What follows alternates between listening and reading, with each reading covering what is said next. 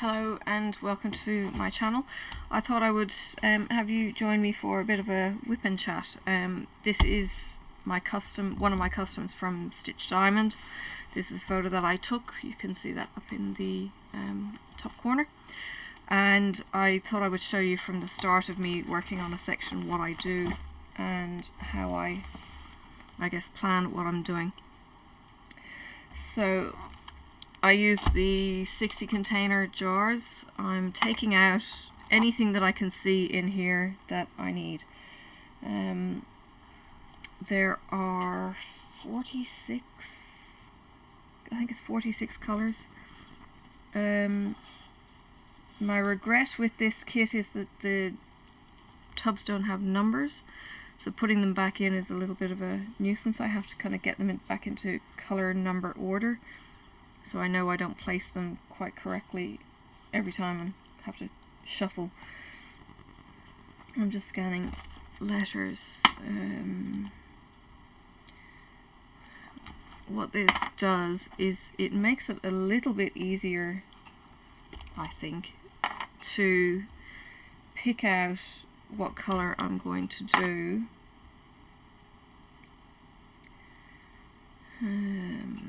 Next, so I think I saw crotchet. Where is my clef?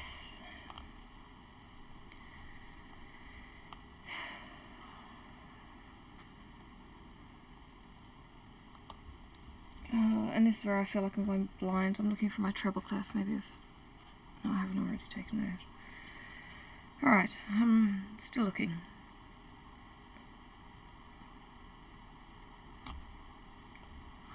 It doesn't come out on the initial scan, and then I have to actually physically look at each and every one. Or am I thinking of the ampersand? No? I don't know what I was thinking. Alright.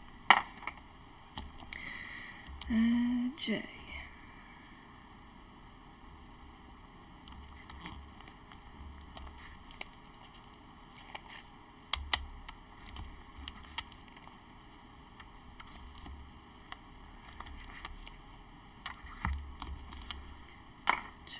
Capital E.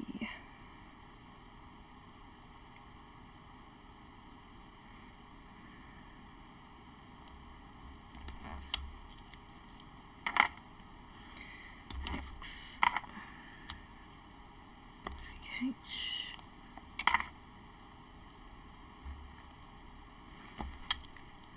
P. That funky triangle that's peeling off.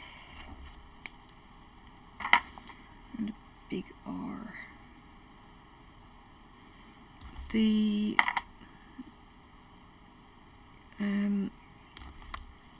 icons on this are pretty good.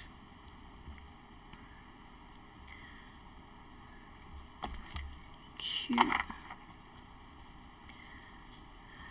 and a 4. Oh, there's the little cross. Okay, now into the dark colors. There is the triangle easily mixed up with a heart. There is a diamond. Oops. There is the X.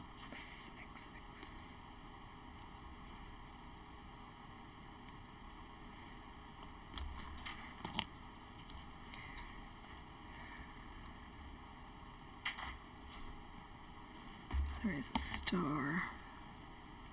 There is an oval. I don't think I've had this one yet. Maybe I have. We're finally getting there. And there's a K.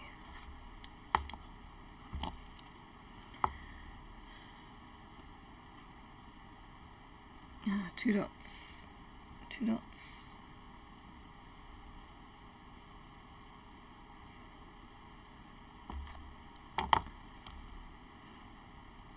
And a droplet.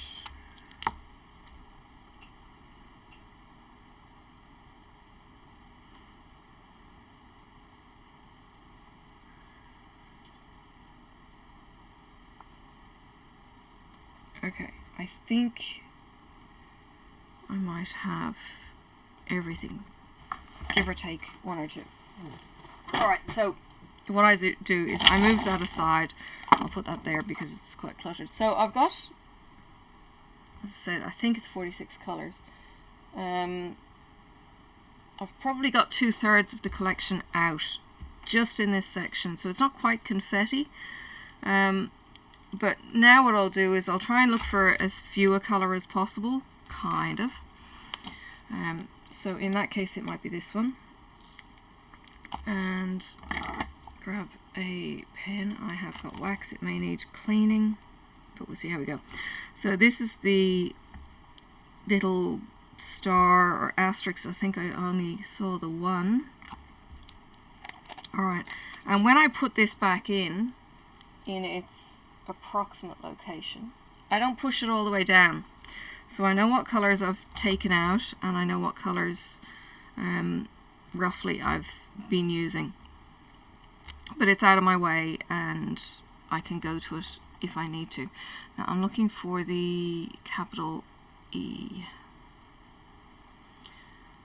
just because it's one with a few. I thought I had picked that out one of the first, maybe not. Maybe I missed it completely.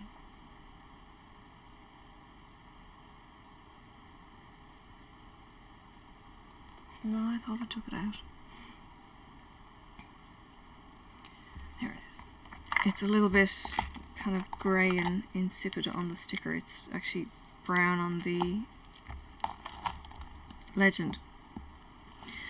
So again, these are more single placing.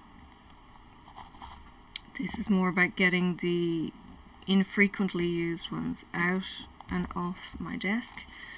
Quick scan. I know I don't get this right now because I've just spotted one up here.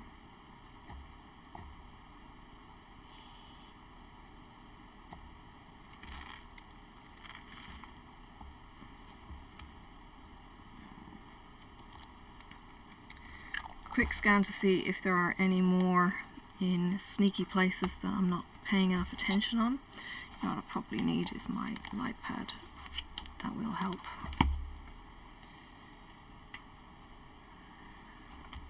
Alright, I'm going to go for the little X next.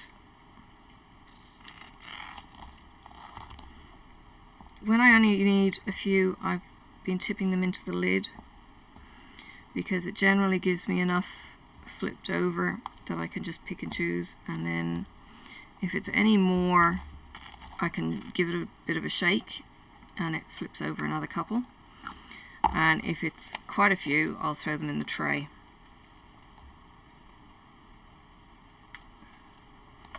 Alright, next one I'll go for is the oval. There's a few of those.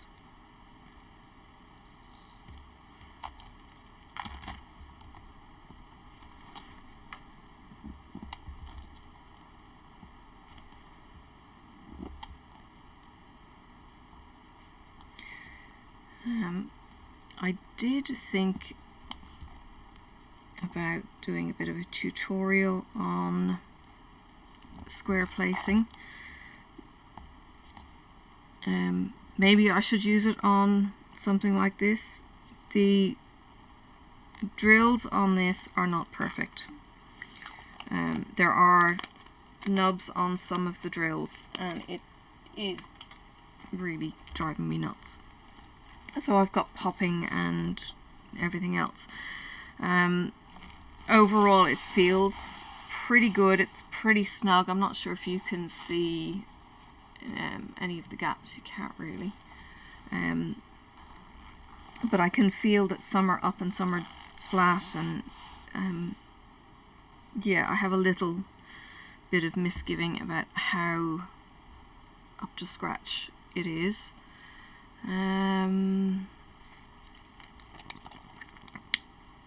Alan in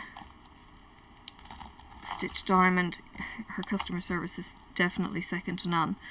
She took my photo and she's enhanced it with whatever program she's got, and then it's ordered, I guess, through a China company once you've selected, you know, the that the image is okay and that the lighting is good, and you're happy with her rendering of it.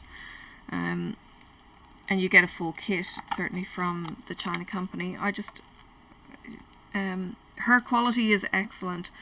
It's whether or not you're getting the full package from the distributor as well, I think, is my query.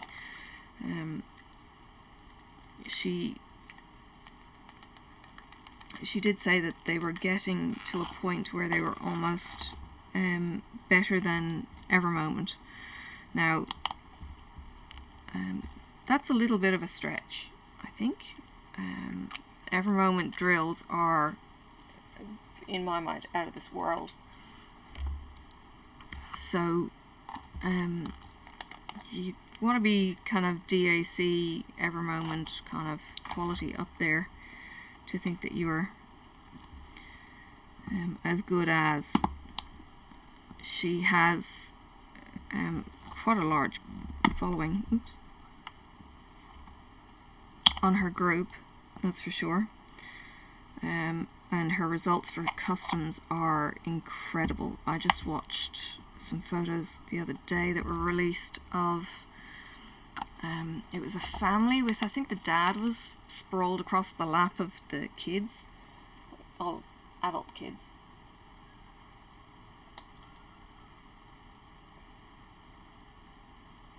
And, sorry, my drills have been moved.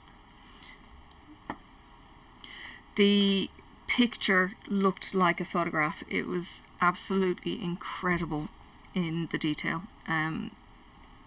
Yeah, I just was amazed that you could kind of tell it was a diamond painting, but you could, yeah, not. It was really, really good quality. It's not like one of those diamond paintings and you're going, oh god, you should have got a bigger size. Alan will certainly recommend the right size, and they're all big for the detail that we're putting into them. I certainly don't regret getting this. This is 60 by 90, I think. It's huge. Now I've got a big N or a J or a T. Oh, there's T. But what I'm seeing of the colour variation so far, I'm really, really pleased with. I forgot what I'm doing. T.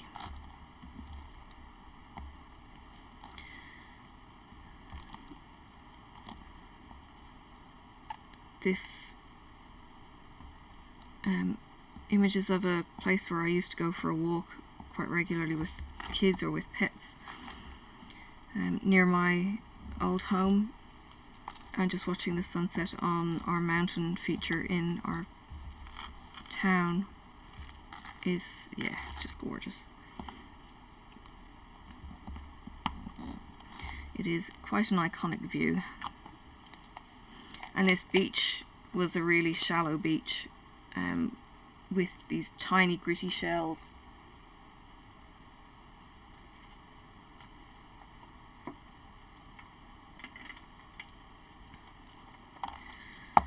And yeah, I think I told the story one day of me bringing home the little cone shells, and I put them in a glass bottle and I sealed up the bottle, and one day it came down, the bottle had exploded all over the kitchen with stinky seawater and smelly dead fish.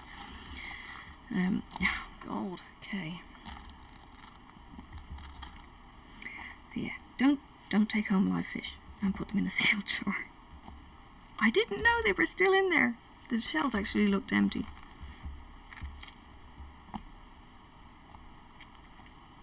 And it was the same beach that my dogs used to run off. My golden retriever, when he found that he could go and play on the beach 1.5 kilometers away from the house, he used to bolt down our 400-meter driveway, you know, tongue hanging out, laughing like an idiot, to go play on the beach. And then he'd come home happy as Larry 2 hours later, having probably chased roos and, you know, said hi to people and done whatever is Dopey Retriever does on his own or with his mate, out playing. God, dang dog, did my head in. First couple of times I didn't know if I was going to see them again or if the dog catcher was going to catch them. I have got diamond, yeah. This is the only problem with putting them in the lid. If you forget what you're doing, you've got to pick up the lid and try not to tip up all your drills.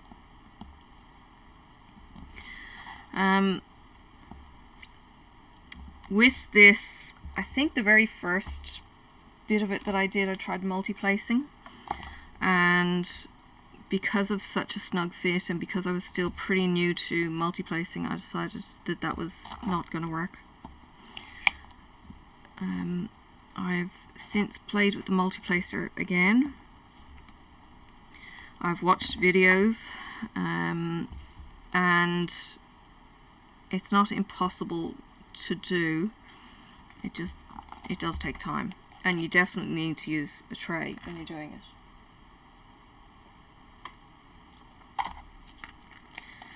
Alright, this one's going to be another tricky find.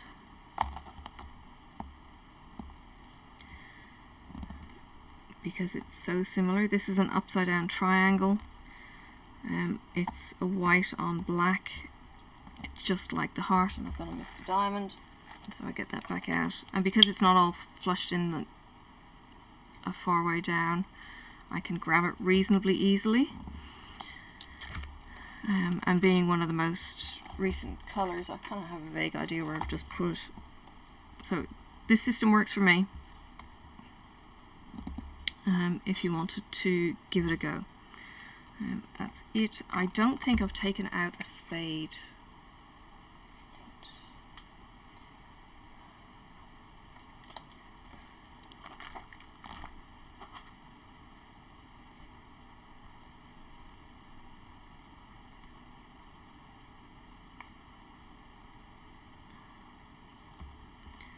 I think I only saw one spade. It's like a deck of cards spade.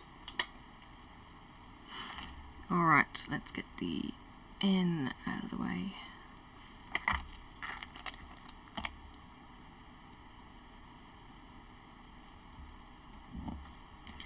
I think that was the only N that I saw.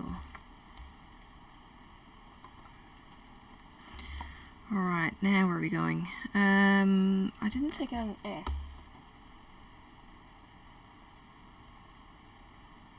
Yes.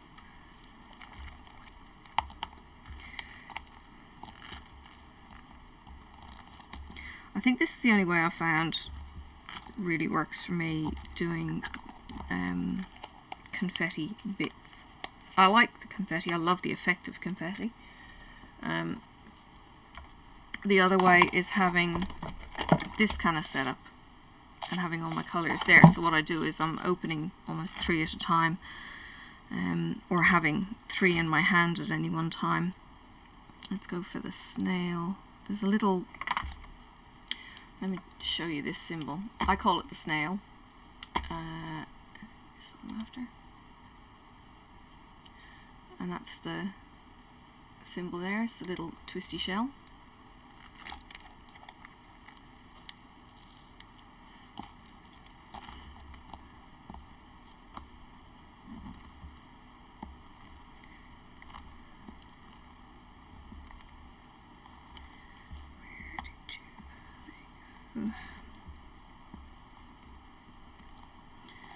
It's been a little while since I've worked on this. I was working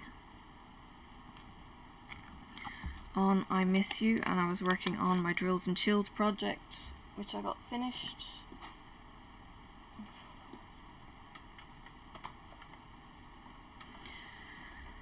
There's lots of 4s. Okay, let me go up the top.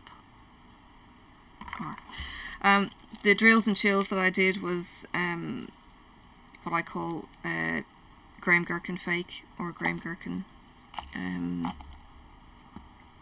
imitation. It was from a store on AliExpress. They called it Boulevard Walk,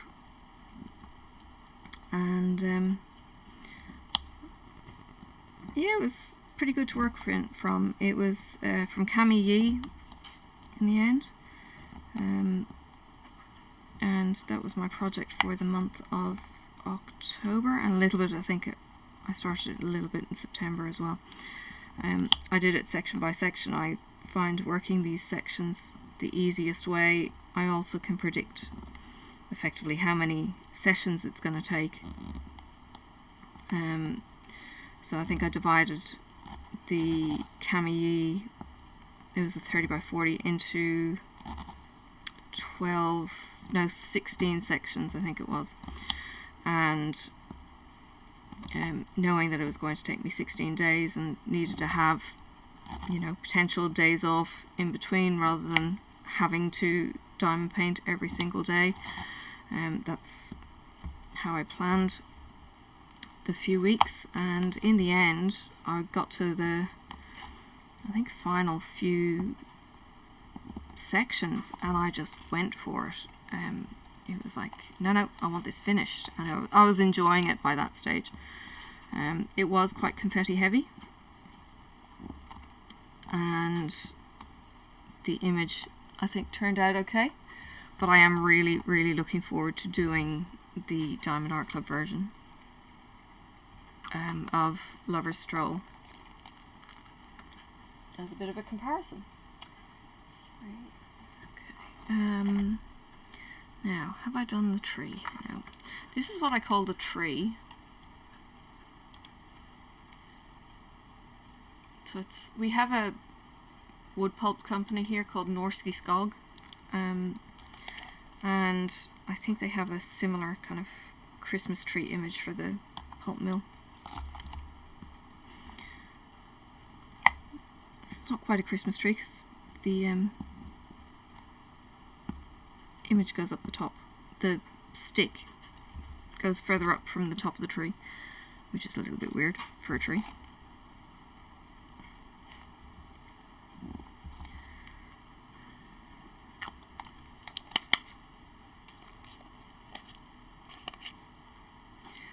The kit that I've got is sorry, not the box, the storage that I've got, that one. This is from Logan Store. I found Logan Store to be the better price. I really like Logan Store as a Ali store. They're quite hard to search for, so the link is in my description. They have these bags for probably one of the cheapest that I've seen for the quality that they give you. I may have found one cheaper. These are 5 centimeter jars. They're clear tops, clear bottoms. It's all the same hard plastic. Now my husband could probably tell you what kind of plastic it is, but anyway. I've found these to be really good, and I've gone back multiple times for multiple bags in different colours. I think they come in about 6 different colours. So I've got purple, red and blue. I did have I Miss You in one of them, so now I've got 2 empty bags that I can kit up with. Not that I necessarily want to have too many pre-kitted. I would like to have maybe a bit of flexibility and kind of say, oh yeah, I'd like to be able to kit one up, but I don't have any bags available. Or do a long-term project in them because they zip up and they're reasonably compact and they can store a lot of extras. So I do have a project for next year that I need to start to work up, and that's the New York skyline. I'd like to have that finished for September next year, and that is not something I want to do every time I take out a diamond painting. It's probably going to be like a section or 2 a week. So I actually need to get started on that pretty soon, as a project. I could do the long-term project and do it for a year and a half and have it for the 20th anniversary. But I think there's a few of us involved. The plan is not to necessarily do many WiPnChats with it. Oh, maybe that's tiny.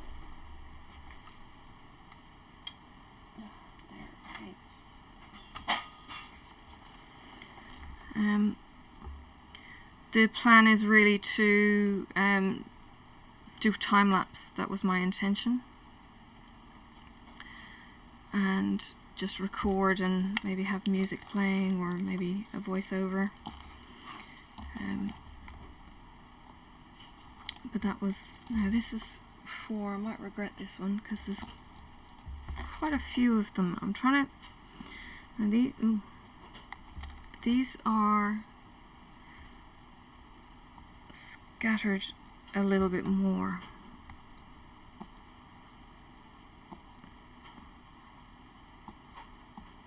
Alright, but what these will let me do, by putting down the salt and pepper, I should be able to then see where I can start to multi-place. That's my intention anyway, or my hope. And I'll get the 4-placer working, if not even more. Oh, can't do this. They're slippy. So I need my tray to get these things to behave.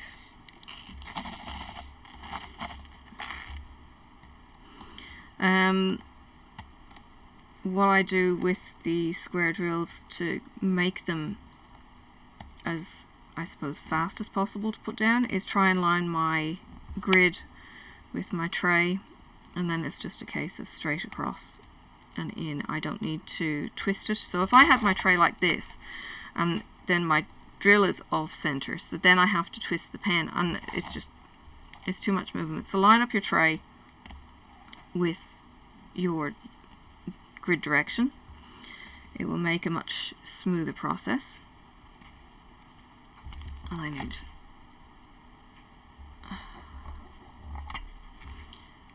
some,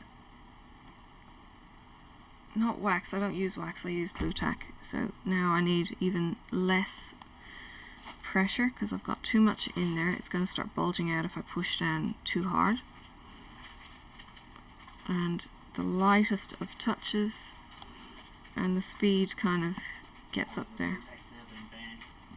Yeah, my husband says blue tack's been banned. He found some on his shoe, and I'm not quite sure where it came from because all my blue tack should have been accounted for.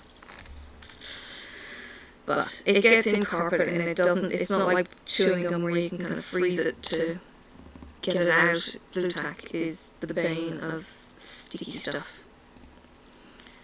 So I don't let the kids use blue tack when they do diamond painting. He hasn't stood on the wax yet to see how bad that is. Because, well, the kids aren't the best at leaving things either out of the way or out of the baby's way. So Sophie gets into stuff. We did have our first scribbling on non-paper items last week. She got hold of the erasable markers that she had been using on the whiteboard and managed to reach them from within the cot that were on the floor, and she scribbled on the bed. Now I know they wash out because she had some on her face, and it wipes out really easily. Oh yeah, and she coloured in the eyes of the koala as well. So he's got blood red eyes now. So yes, he's definitely, oh, if you've seen the warnings, the drop bears, yeah, he's turned into a drop bear. So watch out.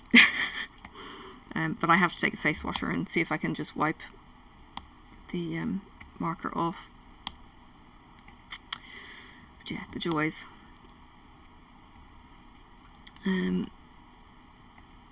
She spent the morning with me this morning, and she was sitting on the couch and she was reading, and she wanted me to read too, which meant that she was giving me a book to read. So she was reading her book and I was looking at mine, and interjecting bits of Dr. Seuss to her because that's what book she had open, and it was a bit of fun.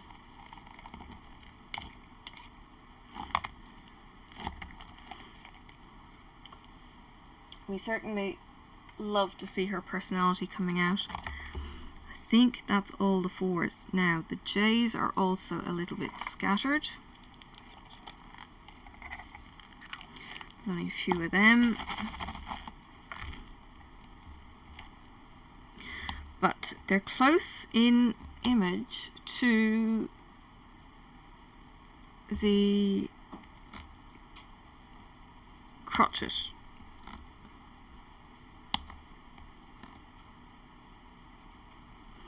So they both look similar in J appearance.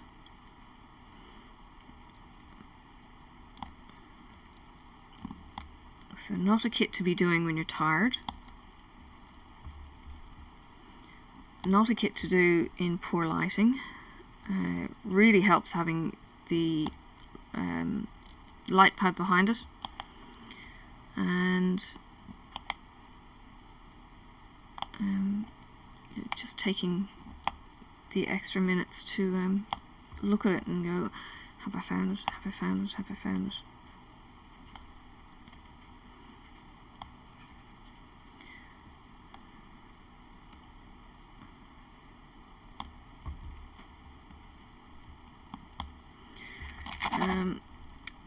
I have a couple of videos I need to record this weekend. I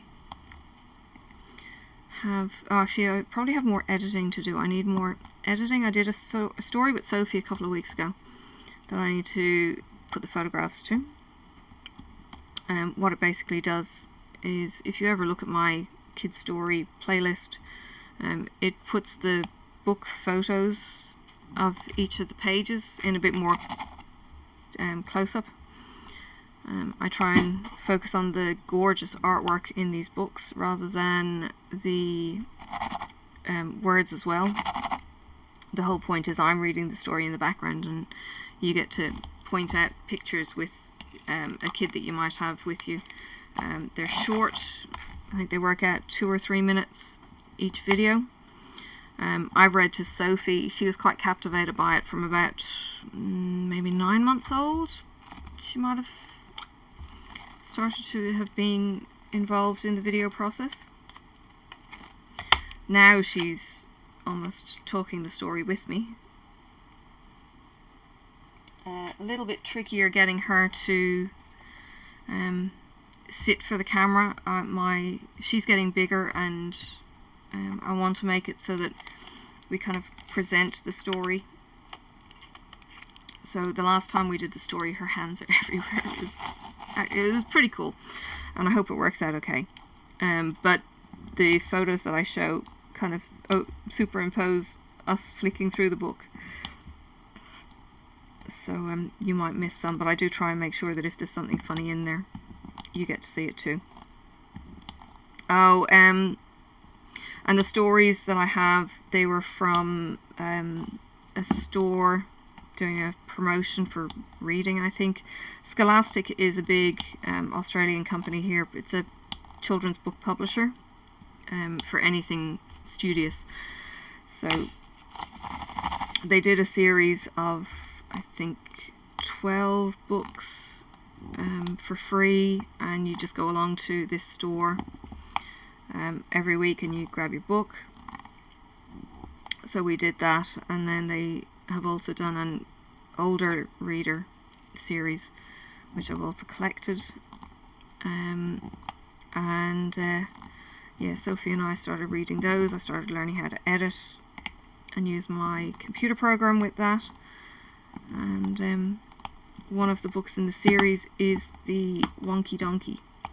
And if you've heard of the Wonky Donkey, chances are you've heard the Scottish granny reading it to her kids, and she keeps on cracking up during the story. And of course, her having the heavy Scottish accent is just hilarious, reading about this wonky donkey and all the other adjectives that they throw in, so it turns into a winky wonky donkey and a slinky winky, you know, wonky donkey, and it just goes on and on and on, and I don't know how terrible or how funny it sounds in an Irish accent, but it was fun. I do kind of like the rhyming stories, but you do have to get a bit of a flow happening. There is a bit of junk which I'm not keeping. It's just a scrap of whatever these are made of. I'm not sure if it's resin or PLA, or I think they say it's resin. But yeah, not keeping it. My husband says it would be PLA. It wouldn't be PLA, sorry. I did have a vague understanding of what each of the plastics were in science when I was in high school. And it was just like, yeah, I don't need this information to be stored in my brain fully. I can't imagine them using a hydroscopic plastic. Oh, he's saying they wouldn't use a hydroscopic plastic, so that's a water absorbing plastic that would deteriorate. I think they call them resin, but that doesn't necessarily mean that it's actually made from a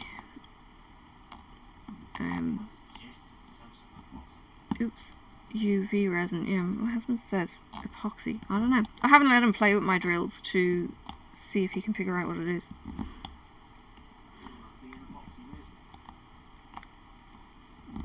Oh, so the epoxy bit of it, that just means it's a two-parter? Yeah. Right. So one's a setting bit and the other bit's something else. Alright, so that's getting to the end of the H's. And once I get my hand out of the way, you'll actually see it starting to kind of take shape, because some of these colours down here are really, really pale. That is all of the H's.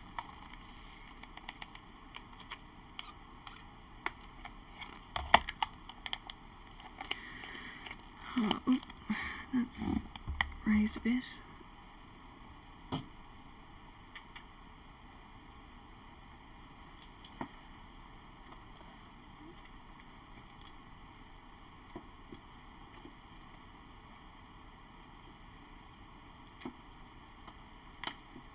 Alright.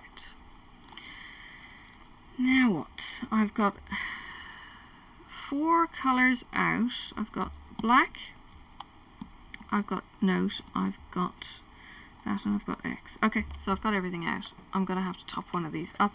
Let's get the black out of the way. And you'll probably start to see this transform as the...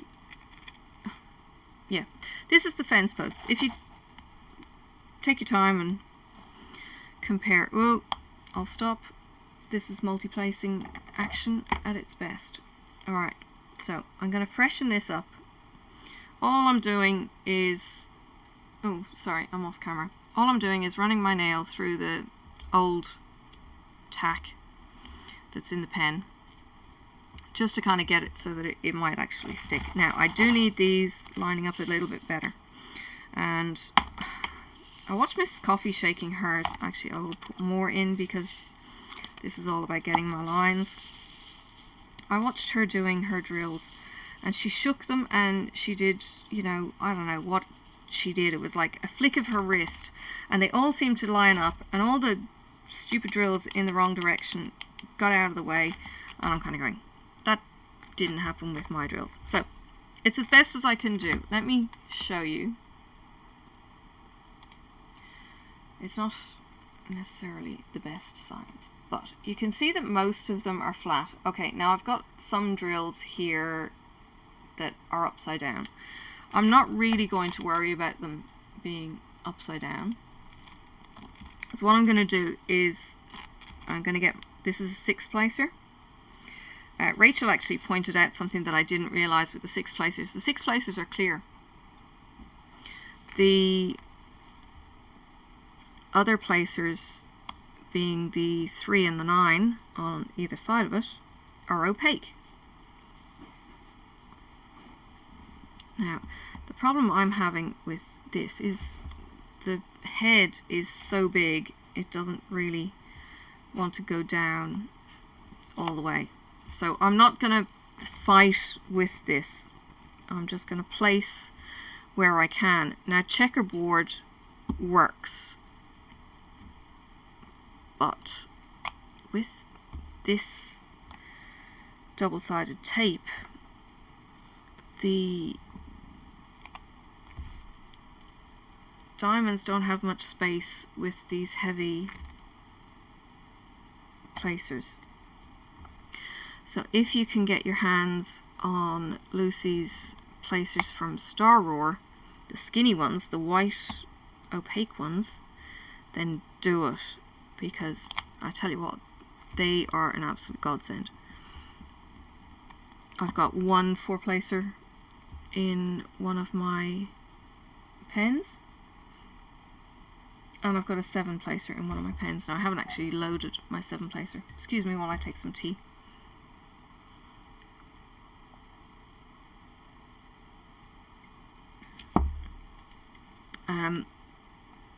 But all I really want to do is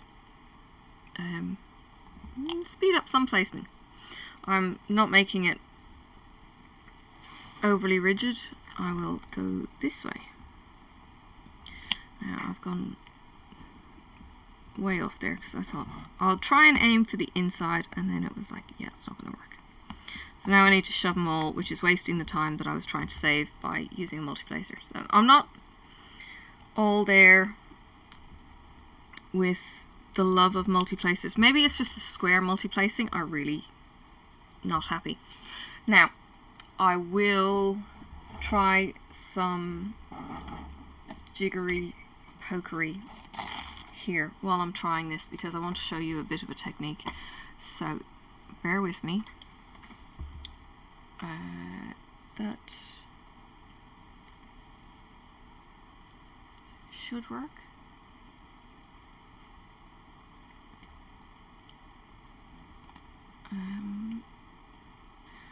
Alright.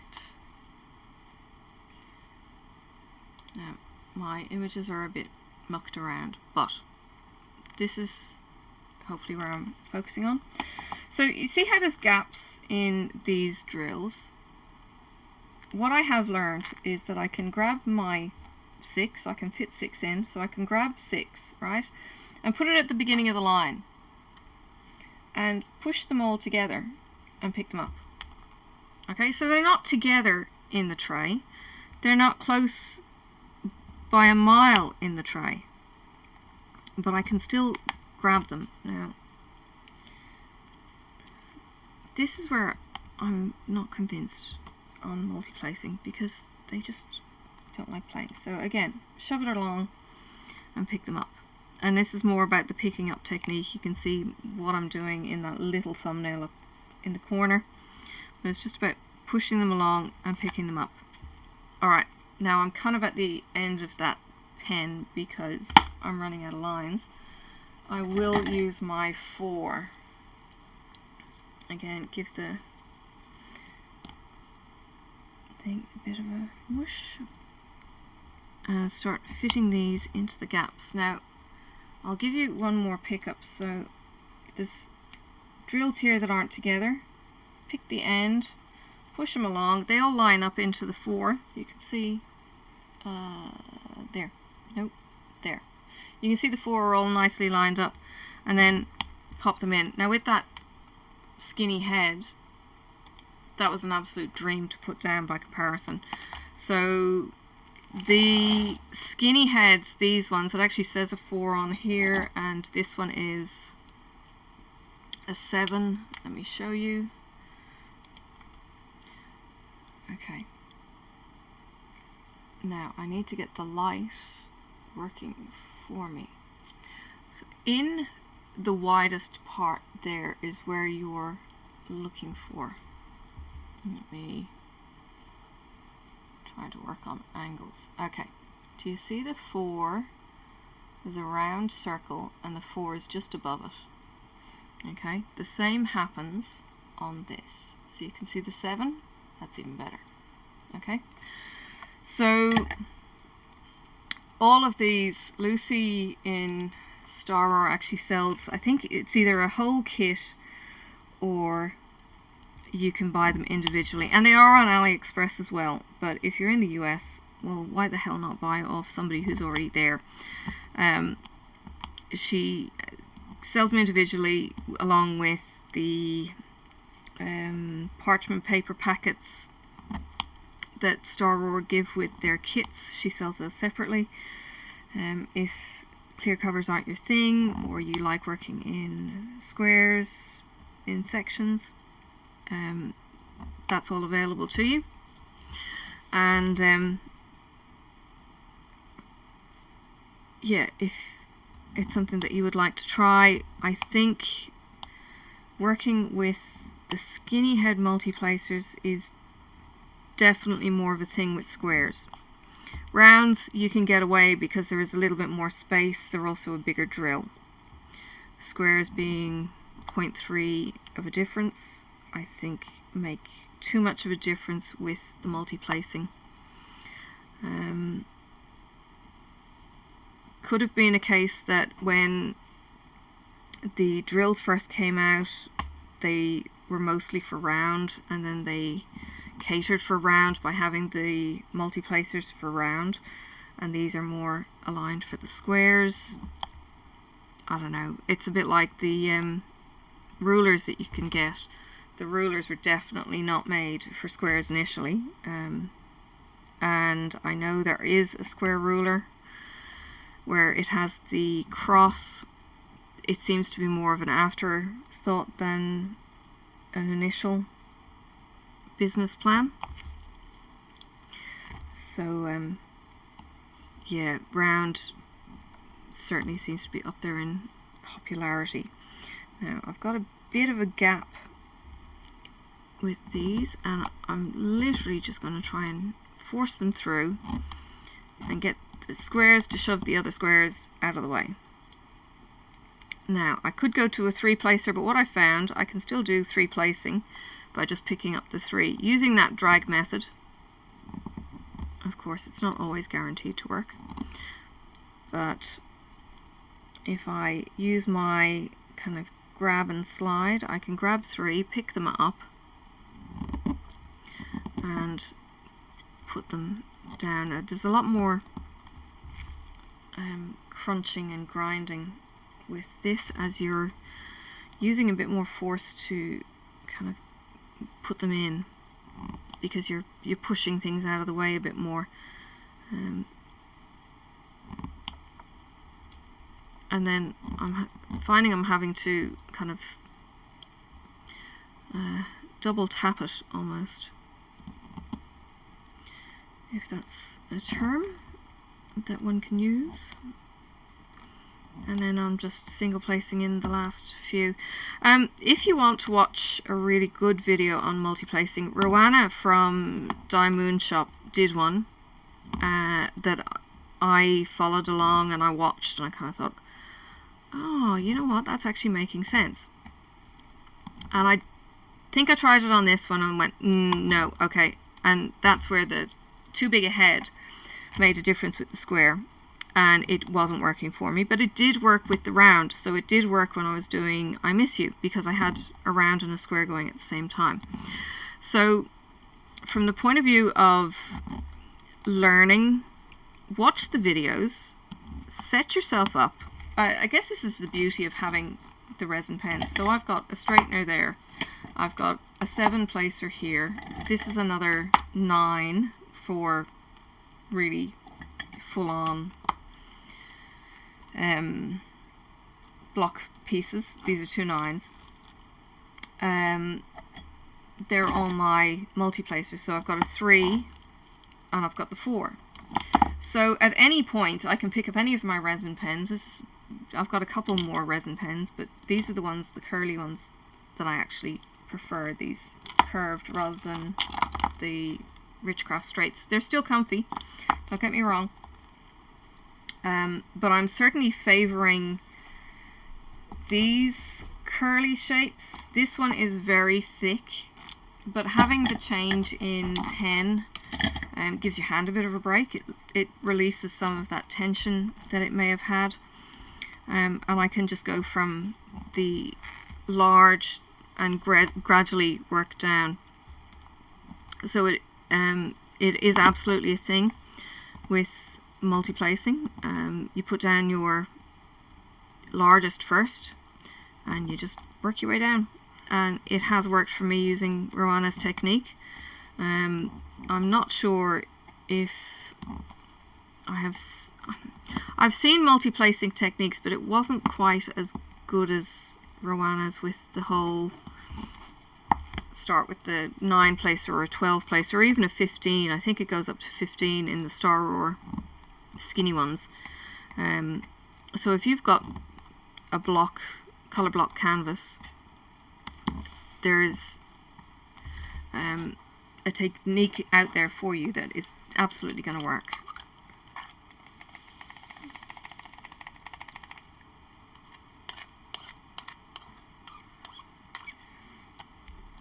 I try, and I guess the trick really is with multi-placing, you have to have good drills. If you don't have good drills, you're going to be beating your head against a wall. It's going to frustrate the pants off you. And Mrs. Coffee doesn't wear pants, in case you don't catch up with her all that often. Now I need 3855. These are all my extras. Oops.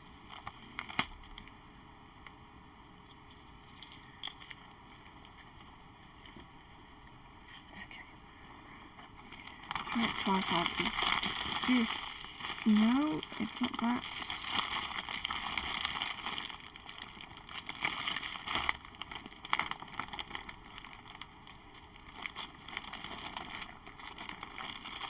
Here we go.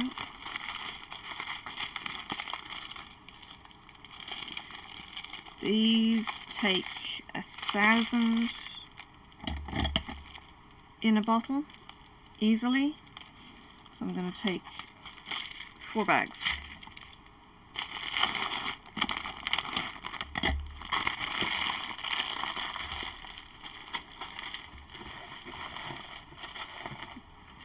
Put them back in.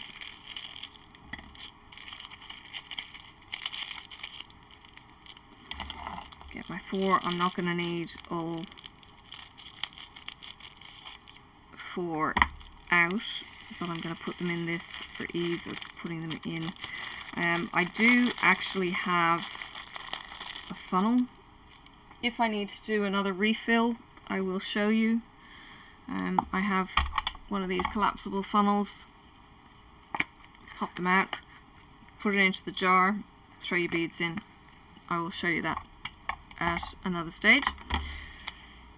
Tidy up my workspace, and I'm working on X. So let's just go with the try and get these out of the way. Lots of gaps, so let's try and fill them up as well. I'm a little bit ambidextrous, but I don't seem to be having too much joy with this one. Alright, that'll do. There's enough there that are where I need them to be. Alright.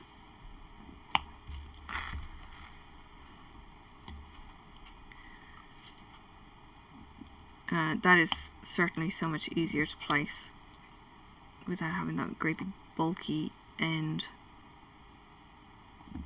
Now I'm not necessarily trying to put these in right next to each other yet.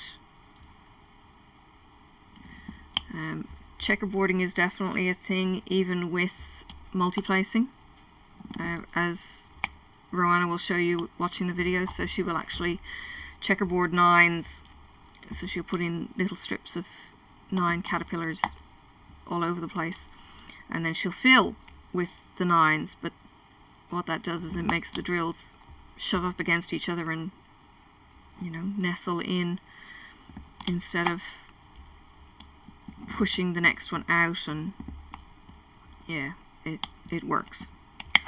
And I think that was another mistake. I think what I was initially trying to do was place the drills right next to each other, and that isn't always going to work for you. You kind of think, oh yeah, I'll put this one next to that one, and no.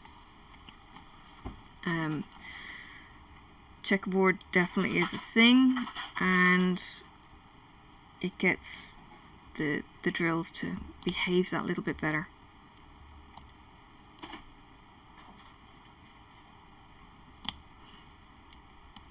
These are sprawling a little bit, I think, because my wax needs a bit of taming. Sorry, I keep on coming off camera. Wait now. I think I know what the problem is. I may have been zoomed in to look at something else. So you don't need that, you do need this. Okay. Ready? You're gonna jump. Alright. I'll probably be doing less off-camera work then.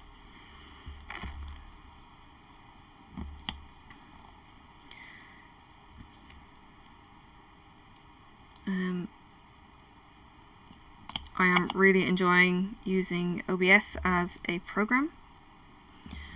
I love having the multiple camera angles. My husband has sourced multiple cameras, or he's had multiple cameras in his stash of tech. Speaking of which, I have a suggestion. What's that? Have a second camera that's always aimed up that you don't fiddle with, so that if you end up forgetting zoom and focus in your editing, you can always swap over to your spare camera. No, I can't. Why not? Because it doesn't record if it's not on primary camera. Oh. Yeah, it doesn't record the secondaries. My husband is trying to use what's the term when you've got a second crew that go out and do the filming? Backup. No, it's not backup.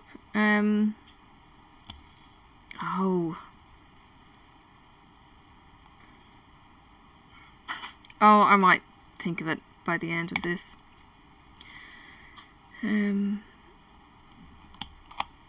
It's not no. I might get there. But anyway, yeah, OBS, I'm really enjoying. I've got a camera there. I've got a camera up here. I've got a camera there, but that camera doesn't like colors very well. It doesn't show true colors, so I'm not wholly happy with it. The placement is great, but the camera itself is not the best. This camera is a high definition camera, HD camera. The other ones, that one is an old Logitech, looks like a eyeball, and that one is a PlayStation camera. They all have mics if you wanted to do this on a bit of a budget. The mic pickup is okay starting out, but I ended up getting a separate mic, which is this boomy thing that's just out of your image. But when you do get a full face shot, kind of when I do direct pieces to cameras, you will have seen the mic stocking kind of finish. So that's got awesome pickup. Again, the links are in the description for my new stuff. Oh, I might not have put the high definition camera in. It's just a Logitech C920. It was bought off eBay, and I think it was 40 Aussie dollar. And then somehow this guy, he's got a truckload of these, all used. I'm not asking questions. And we bought 4. My husband's got a 3D printer, so he wanted to have the printer filming and all that kind of stuff. So we bought 4, and I think one of them came broken. He got in touch with the seller and he said, hey, I'm actually interested in buying more. And the guy said, cool, you can have these and I'll throw this one in for free too. So he's got even more cameras. So he's got a program for all you wives of 3D printing husbands out there. He's got Octoprint running with the printer, and Octoprint is a program that you can set it and it will do all sorts of fancy filming and panning, and it will take a picture and then it'll get everything out of the way. Sorry, no, it'll be printing away and then it will say, okay, I need to take a picture, and it will get everything out of the way, take the picture, and then get everything back into the thing and start printing again. And it does this on a like time-lapse basis. So if you do have a 3D printing husband, chances are he's shown you a video of these printing jobs where the print seems to just evolve out of the print kind of deck. And you see these things kind of create. So you might see the videos of Benchy, which is the little tugboat, just coming out of the bottom of the thing, and it just grows, and you get this little Benchy. Well, I don't know if we've had a full-size Benchy, but he's printed Benchies, because Benchy is used as a bit of a calibration tool, and these little tugboats are all kinds of cute for kids. So yeah, we've had those printing. So he's got a camera at the moment pointing at the printer. He's printing parts to make the printer work better. It's fan bits and everything else. It's been out of action for nearly a year. And oh, it has. It's been ages. 6 months? Okay, he says 6 months. This thing has been out of action because he had clogged parts, and I lost him. I was divorced, so the printer has a girl's name, as he was off having his affair with the 3D printer in the middle of the night, and he'd sit there with the torch, lovingly watching his creations like Frankenstein's monster emerge from the bed. It's not harsh, it's the truth. Yes, I was very much a single spouse for quite a while. But anyway, it's back up and running, and it's printing these bits, and it's silent because he's got stepper motors involved, and yeah, it's a lot of fun getting projects. Look, he built my 3D, my arch that the cameras hang off and all of that kind of thing, so he did get something that's actually a lot of use to me. It's got lights in it, which you can see shining off. Sorry? You're saying it's not all bad. No, it's not all bad. No. But, yes, she's a very needy little printer, our Katrina. It's an Ender 3, which is the same printer that Dan 3D Printing uses to print the drill trays that he does. He has 12 or 15 or maybe more now. So yeah, it's been fun to be able to ask him questions and know what the hell I'm talking about. But I haven't got a 3D tray from him because I think my husband would be a bit upset if I was paying money for 3D printing, knowing the actual cost of 3D printing. But Dan does his own designs, and yeah, they are certainly special to him. So if you do like the special designs, absolutely go out there and get them. There isn't really an awful lot of opportunities for 3D drill trays that I've seen, so go for it. They are not very big, that's the only thing. And I've had people say the actual line section is quite small. I'm used to working on this size drill tray. I think I would probably have a conniption if I was working on anything much smaller. You're either cluttered or I think you just need the space to be able to put your drills out. But that's just me.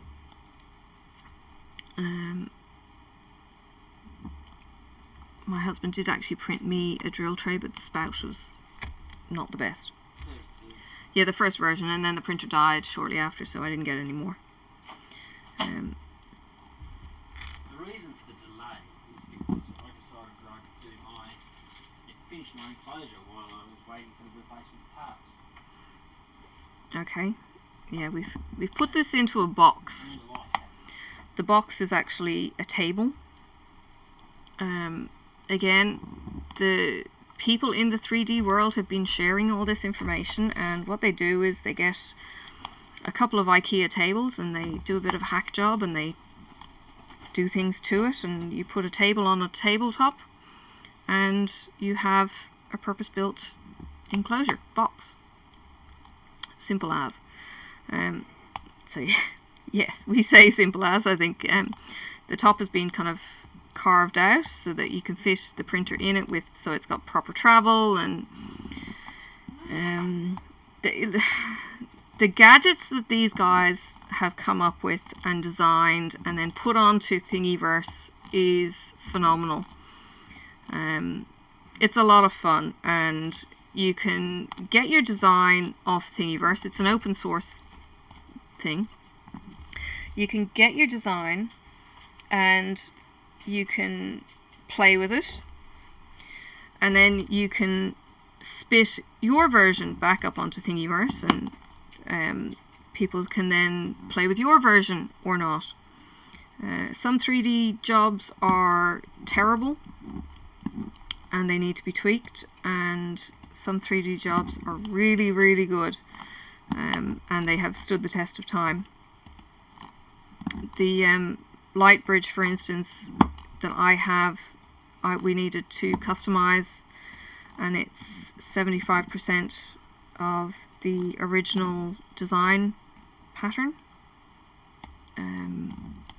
because my desk wasn't quite wide enough. Now I've got an odd drill that is a different color. It's going.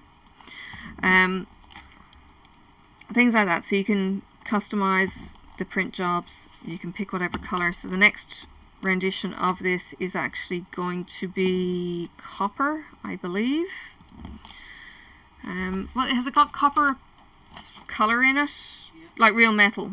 No, just looks like it. Okay, so it's just going to look like the real thing. We have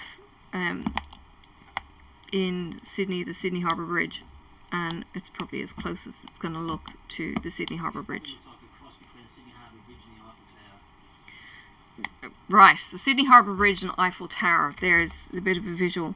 Made by Frenchmen. The light bridge has been made by a Frenchman. Right, okay. So it's like it's metal girders, you know, with the crisscross and the slight arch, and he's worked out all the calculations, and it's really, really cool. And it works brilliantly. My husband then took the idea and he's kind of gone, oh, we could do this, and we could make a little trolley jack that has the camera and it can travel around the arc and do time lapse as I'm doing stuff like the Octoprint kind of thing. And yeah, it was all getting a bit kind of running away with crazy ideas. But it's really, really cool. And when it doesn't work, I'm kind of going, oh my god, the lights aren't working. And of course he's busy doing other projects. Yes, and concentrating, so it's like, oh, can you sort it out yourself? It's like, no! What more do you want?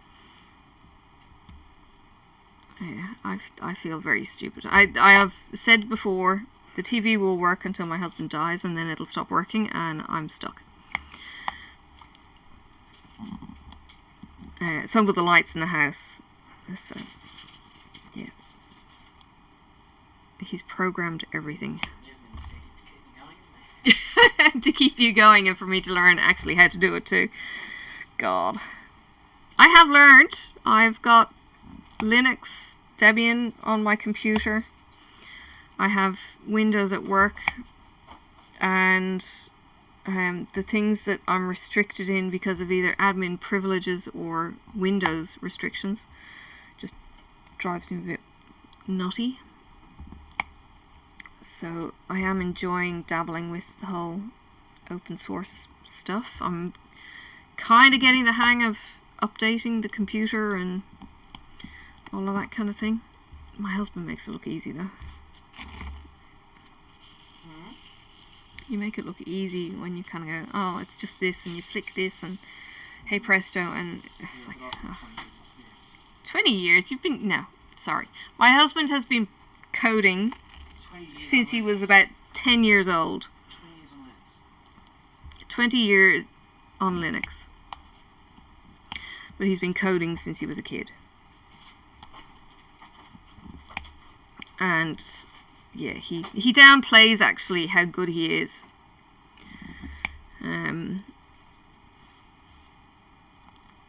Yeah. And you should, yeah, when he gets into his geek space, he's kind of going, oh my god, this code is just gorgeous. And I'm thinking, it's just code. How gorgeous can code be? But yeah. I get it when he's, yeah. It's as few as characters as possible, or as few as lines as possible, and it does what it says it does on the tin, and it works straight out of the box, and it's just like, okay, yes dear. I get that you're excited about it.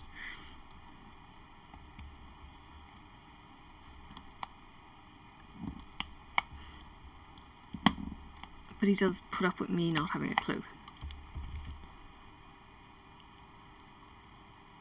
I'm still not sure he dumbs it down for me though. Dumb what down? Computer concepts. Saying I do or don't. No, I don't think you do. Oops. Hang on just a second. This is one of the bits of technology that hasn't quite worked the way we need it to work. Is it anything to do with blue tack? Blue tack and tape and everything else. I know! Blue tack. But at least we know where it needs to go, so now we can get a permanent solution. You want me to print it for you? Yes, I need a bracket that will actually lock onto the screen. Is my girlfriend over there finished yet? Nope, she's busy. There's your answer. Well, you're going to have to get a monitor compatible bracket too.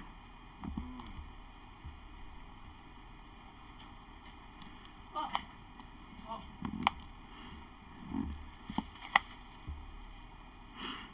Alright.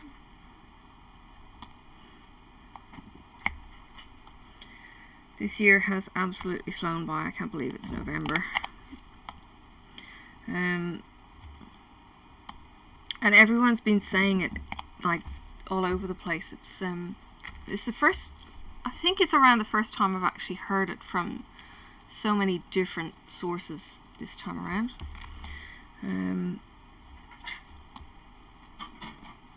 Which is interesting. It used to be that maybe it was just older people who would kind of say, oh yeah, time is, you know, speeding up, and oh, or you kids grow up so fast. I mean, okay, that's the thing, the kids do grow up fast, but maybe it is all relative to age. I don't know, but I do kind of hark back to a bit in, I think it's a Revelation or something that says, you know, time is going to be faster or be sped up towards the end. And it's like, okay. Is this really what we're seeing, or is it just because we're all getting older? And if it was something that you heard back in when you were 15, would a 15-year-old now say that time is going faster? Or is it because it's relative and you heard, or a year would take forever when you were in school, and then suddenly you're working and, you know, you have deadlines, and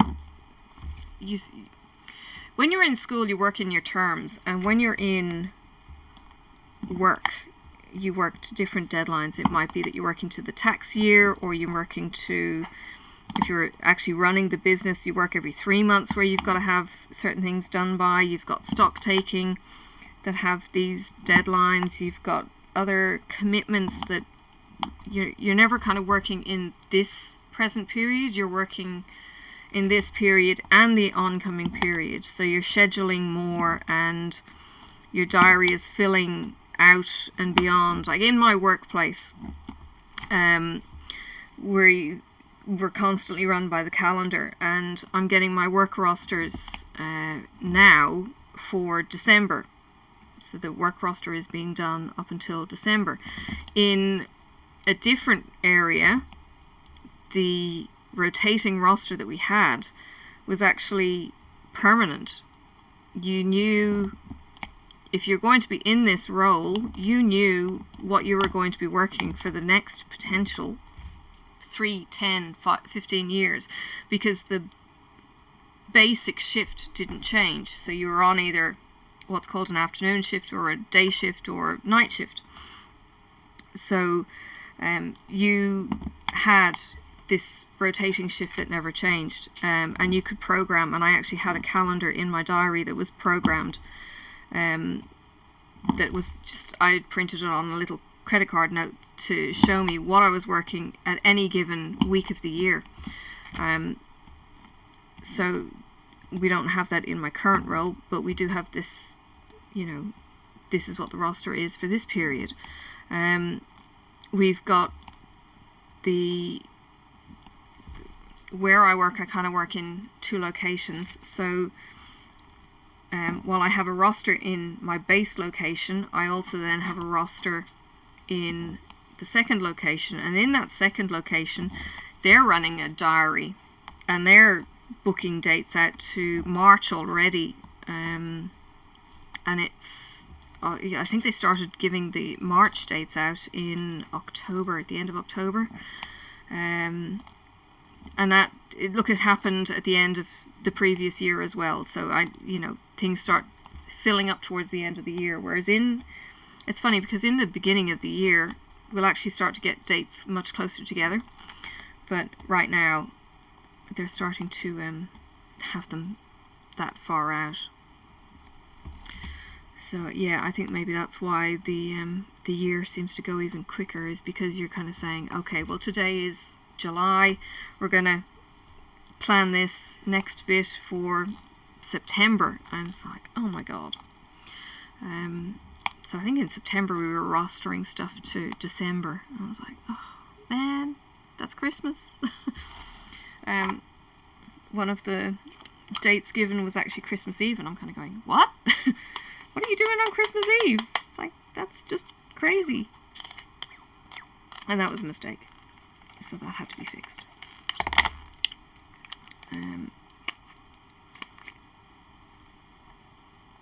That's funny because the date that they actually gave us to fix that was actually March or February next year. It's like, oh god. Yeah. Alright, so more for placing. Get the glue, tuck it back in, tuck it down, kind of try and flatten it just a bit so the drills don't sink in quite so far. And it's the lightest of touches, and just roll it off. I haven't finished watching all of Rachel's instructions on beginning diamond painting. Her mum Lisa is pretty new to diamond painting, so she's asked for videos to help her. So Rachel did an instruction on how to do round, and then she's just recently done the how to do square. But I haven't got to the end of all of that. And each of us have tips and tricks that we learn and we pick up along the way. So don't know if that's, some of these are stuck together, sorry. Some of them will roll in your fingers and separate. Some of them take a bit of leaning, but I think I'm going to have to get my grinder involved. See, that one just pops apart. I'm not sure I've got many left now.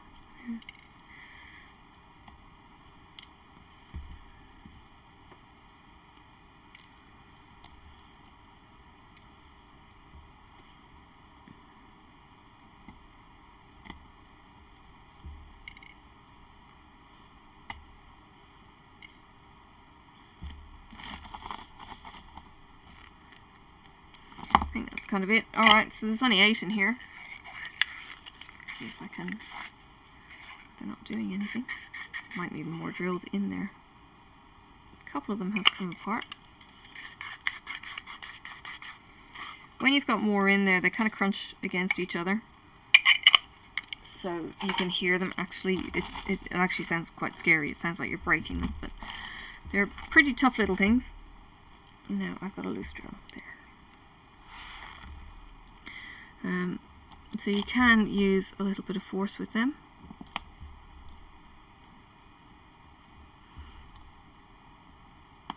So reasonably light touch, and then try and shove them into place with... try and put them down square if you can.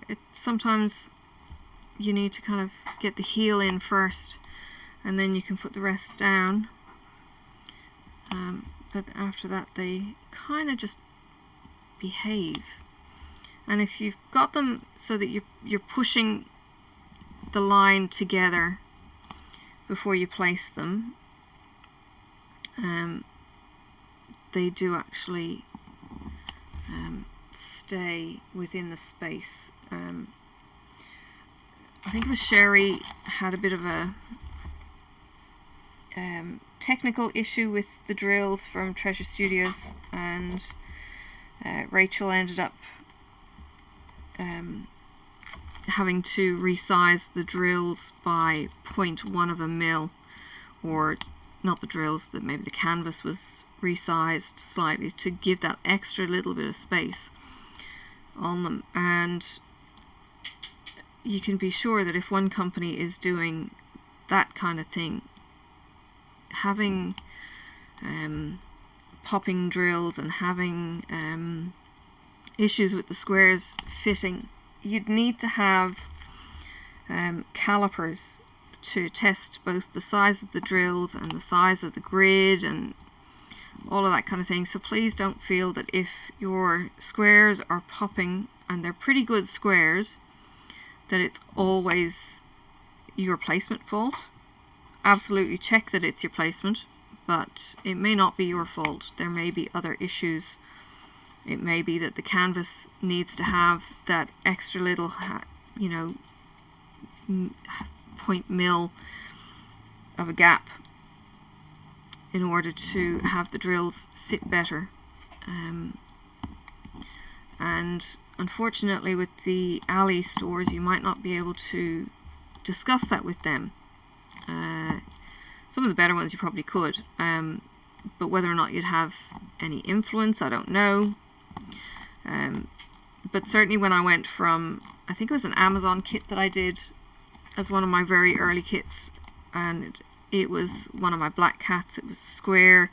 I had the nibs on the drills, and it was 310, it was 939, and the whole thing was just dark. And I had the popping bits, and I had, you know, the glue out constantly, and it was a nightmare to work on. It was just hard work. The whole process was just hard work. And I went from the all black, not knowing really anything about Evermoment other than people were saying Evermoment's really, really good. I went from the all black to a Leonard Afremov, and if you know Leonard Afremov, he does these nighttime reflection scenes, so it's street lamps and coloured reflections and all these massive colours. It's confetti central.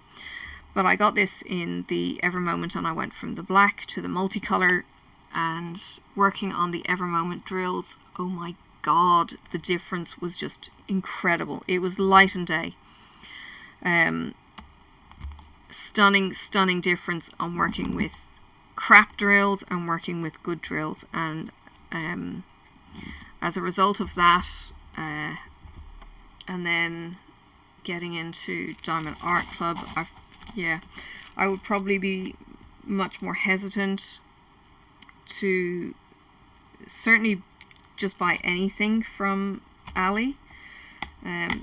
Absolutely, they've got the images that I might want, but I will be pickier about the stores that I go to.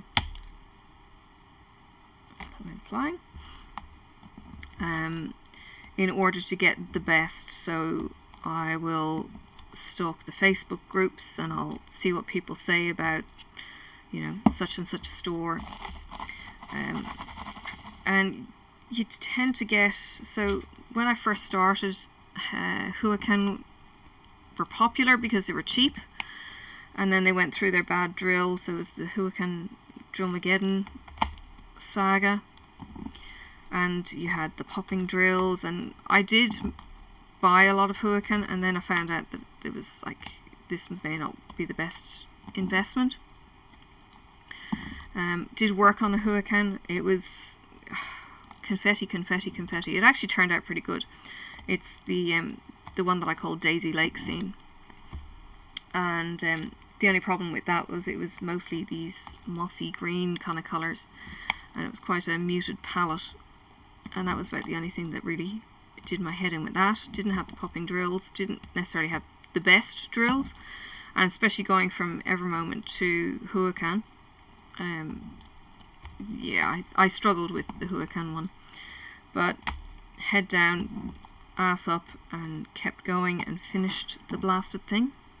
But yeah, there were so many times where I kind of thought, I don't want to diamond paint, it's put me off. So I just kept going and got there section at a time. So perseverance was all that got me through on that one.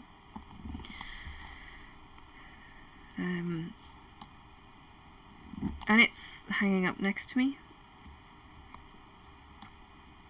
and I'm proud that I finished it rather than leaving it unfinished. It was a picture that I liked, and that was the whole point of me doing it. I liked the picture, so I made it work. And I have a whole heap of other ones from that era of purchasing that were birch tree related. Birch being one of my all-time favourite trees. I just love the snow white bark and the lines and everything else. And I used to have one in the front yard of my house in Ireland. Also had a hedge of copper beech. They make an awesome rustling sound when they dry out in autumn, and the leaves don't actually fall off, they just seem to hang around and stay dark and kind of toasted on the trees. But by golly, they took forever to grow. They're such a slow growing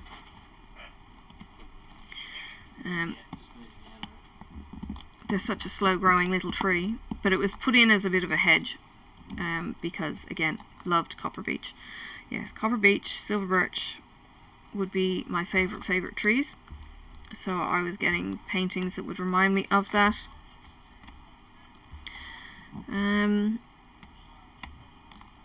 This painting is a memory for me because of where I live, and the angle of, we've got this big mountain in our city, and it's the feature of the city. It's like you hear of is it Table Cape down in Johannesburg. Mount Wellington is the centre of Hobart. You navigate by it and all that kind of stuff. So Mount Wellington is the feature. The view of Mount Wellington obviously varies depending on whereabouts you are, but it kind of has a similar orientation. It's the large lump, I suppose, and it's just different angles for the different bits. I'm going to go and get some more 3078s. So you can't really miss this anywhere around the city, and that's, I guess, the beauty of having it. So the Eastern Shore is always described as being an overcoat, I'll get this right, an overcoat warmer than the Western Shore. There's a little bit of elitism. I'm not quite sure why, because to be honest, the Eastern Shore only has an airport, and it really didn't have an awful lot of development in it until our bridge was hit back in, I think, the 70s. So the bridge was hit and it cut off the Eastern Shore from the Western Shore. And now I'm going to take the top off and I'm going to show you this funnel bit. So popping that out, yeah, doing it all one-handed, don't mind me. Alright, so that's just sitting in there. I've got a couple of drills, I think, in the lid. Nope. And it just...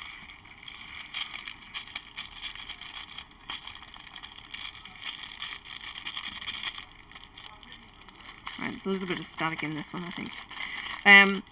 So yeah, the bridge got cut off and development had to start growing then on the Eastern Shore. So there's a little bit of the elitism, but I have to say the view of Mount Wellington from the Eastern Shore is potentially the best, because it's back a little bit. If you're in the city, yeah, it's imposing, but you kind of miss some of it because you're actually so close to it in the city.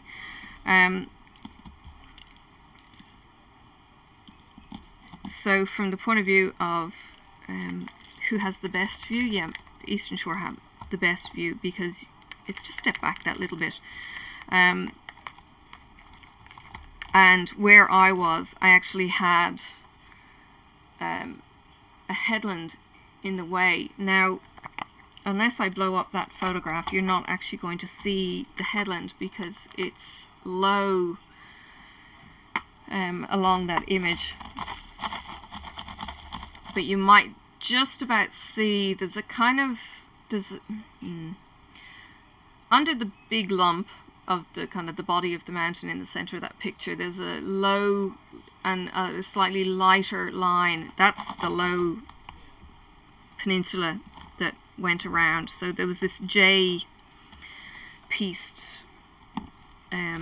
peninsula that I lived on. So it's the front kick of the J that was between me and the mountain. So there's a river on the other side of this J, the Derwent River. Whereas if you were in a different suburb that didn't have our headland in the way, you actually had water from you right across to the city, and then it was the mountain, and it's quite a stunning location. So yeah, it's all kinds of iconic. These drills are not behaving for me, they're not moving. So this is where my lining up might happen. This is where trying to get these just to do what I need them to do. And I'm feeling like my eyes are not working. I don't know if it's because of the yellow drill or the light or what, but I really feel like I'm struggling to see. It's funny because I was lying in bed this morning watching my phone, and when I moved things I kind of thought, oh, I'm struggling to focus. I just wonder if I was getting another optical migraine, but nothing else has gone wrong since. The other thing is I've had multifocals now for a year, and I'm still getting used to the stupid things. I've had glasses since I was 12. I think I'm getting a cup of tea fresh.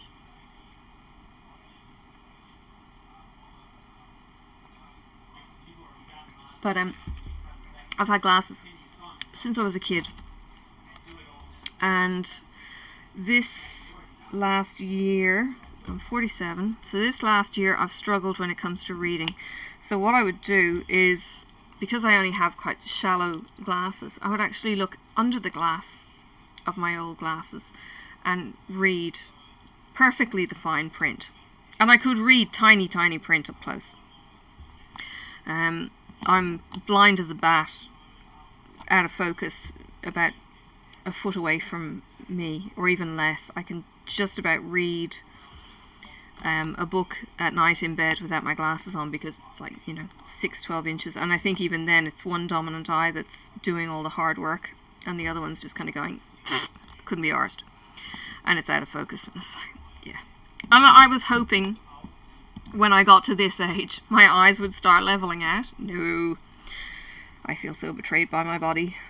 But anyway, yeah, getting used to multifocals, far out. It's hard work. And so I've got close up down the bottom, and I've got kind of middle fuzziness in the rest. And one thing I absolutely hated as a kid, or teenager more so, was not being able to see clearly. So when I've got my glasses working, I actually have better than 20/20 vision. Oops. Did I spit any? I did. So, yeah, if it lost that clarity, I'd be straight back into the optician and I'd be getting a new pair of glasses. And it was literally every 2 damn years a new pair of glasses, because I'd change by a whole quarter of a point or whatever. On contact lenses, I'm like minus 3.75 or something, which isn't necessarily all bad, but there would always seem to be an adjustment, and it was just like, oh my god, I'm so tired of this, I just want to be able to see. And then I would be thinking of, what would it have been like back in history before glasses were a thing? What would I have been able to do? I couldn't have hunted. I would struggle to even look at the ground where I was walking to make sure I was safe. That's how poor my glasses and my eyesight is without aids. It was at a stage where I'm kind of going, God, why can't you heal me? You say you can heal people. It's like, why can't you heal me? I was like, oh God. Yeah. And then it was like, you need to have the faith of a mustard seed, and things could happen. And I'm kind of going, does that mean I don't have faith? Or, and I was like, God, where the hell are you? Why can't I have good eyesight? And yeah. And I read books. So I've read Jean Auel, who did Clan of the Cave Bear, and she was talking about the people there, and how they might have really good vision and they would be the spotter for the hunting and all that kind of thing. And I'm kind of thinking, oh God, what would I be if that was me back then? And there's actually a whole, well, I'm not sure if there is any more. There used to be a whole fan base of people who would want to live like Clan of the Cave Bear, with the whole, I was going to say prehistoric, they're not, they're not Neanderthal, they're Cro-Magnon man, maybe, was the setting. But yeah, her writing absolutely captivated me for the whole craft, working with leather crafts, working with weaving. Not that I've done much weaving, but yeah, just working with your hands and working with, they were talking about beadwork, and everything was done by hand and everything took time. And okay, you had winter periods where all you could do was stay in the shelter, and then you'd have summer periods where it's kind of like stacks on with the whole hunting and gathering and getting your food supplies ready for the winter period. The characters in this would travel quite a bit. They settle for a little bit maybe, but then they'd travel for quite a bit. So it was about the journey and you know, using things like the travois and all of that kind of stuff. It was just, I was just captivated by that. And she was talking about the caves in France, and again, that completely captivated me. And of course, never got to any of the caves when I was in Ireland, which, you know, it's kind of close. It's a little bit more tricky now from Australia, but they used to have camps that people could go and do the gatherings, and you know, I must check out if they're still doing things like that.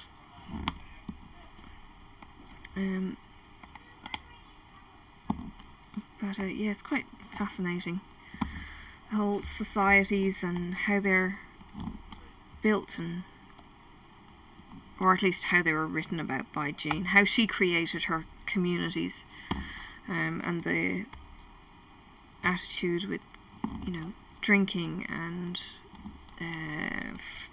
they had what they were calling first rites, and how they would bring a woman into womanhood, and how the men would be initiated by the older women, and all of that kind of society thing that either isn't spoken about now, or it's taboo now, or yeah, it's really interesting. We have a very different way of community with our homes and individual spaces than certainly written about in those stories, where communities got involved and leadership got involved in people who had problems, and they worked as a community to find the solution, and everything is so detached by comparison these days. But that, I think, is another topic for another day. I am finishing. This is my last drill, if I can find one that's not stuck to another. There you go. There is the last. They are absolutely disgusting. The ups and the downs are terrible.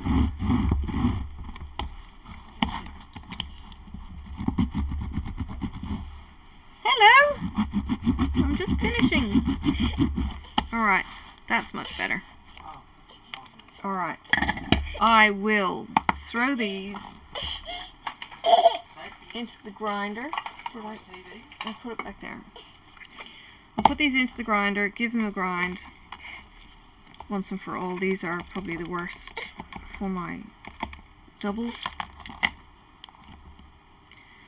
Sophie's just woken up. Hello. It's not biscuits. I'll get you something in a minute. Can you kind of stop that for a minute? Alright. I'll leave you to it. This is just so I can pack it away and not have the same issue next time round. Make sure all those drills are out. And I can put them away and show you. Sophie, not now.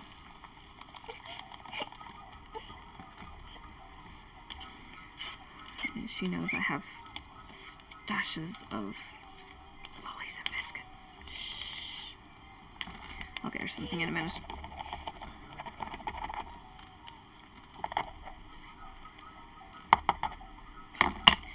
Now, what I will also do is put some dryer sheet in with that, because the static in that is pretty gross. Alright. Yeah, so there you have it. There's a square section. I showed you how to do a little bit of multi-placing. Oh, they're smelly. And I don't know, what did I chat about? I chatted about all kinds of time-wasting stuff. Dryer sheet. I actually don't use a tumble dryer, so we had to buy these last week. The other trick was tinfoil bowl. I'm going to give those a shake. It did work. I had an awful lot of static in, I think it was, no, it wasn't Diamond Art Club. I had a lot of static in some Ziploc bags. That was it. It was Ziploc bags. It might have been, no, it wasn't Victoria Moon. There was some. Anyway, I was having problems and it did take the static out straight away. So there we go. I'll put that in. I'll find its home. Shuffle them all up because I've gone and made a mess. I will actually number them. I'm going to put sticker numbers so I can put them in order because, sorry, my OC brain needs to have a bit more order than... See, look, I've got this out of place. This should actually be here. One of these lids is loose. That one. So I will get another tiny square sticker, number them all, put them into sequence, make sure they're in the right order before I actually go sticker them up, 1 to 40, whatever. And that's what I'm going to do. Mrs. Coffee is going to be going live. Where is my time? Mrs. Coffee is going to be going live in about half an hour. So I will probably do that. She's going to be colouring today. I don't know when this whip is going to go up. This is probably going to go up actually on Wednesday. I might try and do a Whip and Chat Wednesday. I know it's a little bit cliched, everyone's kind of doing it, but I do want to try and get a little bit more structure into some of the videos and how they come about, how they update. That's another stray. And yeah, just get some structure into the channel. So let me see if I can show you. So you're kind of in the top corner there. I'll turn it. So that's the horizon line. This bit here is Possum Bay, and this bit back here is the Western Shore. So I can see the color variation. Let me see if this is going to make a difference. So this dark bit here is what's called a Possum Bay, and then this shadow at the back is the Western Shore. And then this, sorry, it's going to try and block my mic, is the wooden fence. The detail in that with the shading and everything else is quite phenomenal. It's not all black. It may look all black, but when it actually comes to this railing here, there's a lot of browns and greys through it. This highlight kind of on the top of the railing here. I will try and show it in much more detail when it comes to doing some flyover shots. There's those popping drills. This is going to get rolled up.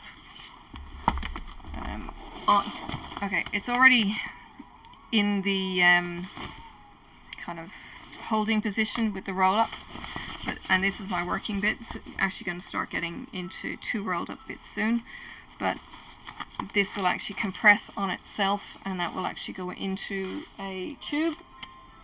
I actually have an Evermoment tube that I use when it's both ends rolled up. They need to move into a cracked tube, which is this, and both ends are rolled up on itself, and that slides into this as a working tube. So it's going to be graduating reasonably soon. I'll get that strip finished. I think there was 2 more sections in that strip. I'll get that finished and start rolling both ends, so then I'm working in a little sausage that's just in the middle is going to be down on the deck, I suppose, and then there's going to be a roll on this side and a roll on that side, and that's going to be my working space, and I'm not going to see that painting until I get to the other end, so it's going to be a while. So I'm going to have a big unveiling. I love how that works for me. Part of also why I don't like seeing the clear cover so you can see what you're working on. I kind of like the surprise of working with the opaque covers, and yeah, so there are just some tricks and insights into how my crazy head works, and I don't know, you might get some tips and pointers off that. Alright, thank you for joining me with this Whip and Chat. I know it's been a bit of a ramble, but I hope you've enjoyed it, and I will see you in one of my next videos. Bye for now.